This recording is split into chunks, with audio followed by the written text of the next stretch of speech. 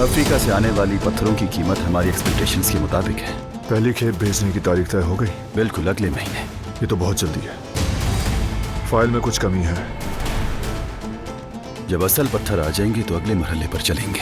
1 minute. जिंदगी हिसाब से नहीं बल्कि नसीब से चलती है, और ये सच है। देखो ना, दुश्मनी से शुरू होने वाला रिश्ता यहाँ तक पहुँच गया। काम के मुतालिक कोई बात बाकी है? मेरी तरफ से तमाम जरूरी बातें तो मुकम्मल हो गई। मीटिंग खत्म हुई, फिर मुलाकात होगी। जरूर होगी। इस घर में अब बहुत सारी नई नई चीजें होने वाली हैं। बस तुम भरोसा रखना मुझ पर। जितना तुम पर भरोसा है उतना किसी पर नहीं। तुम लोग यहाँ क्या कर रहे हो?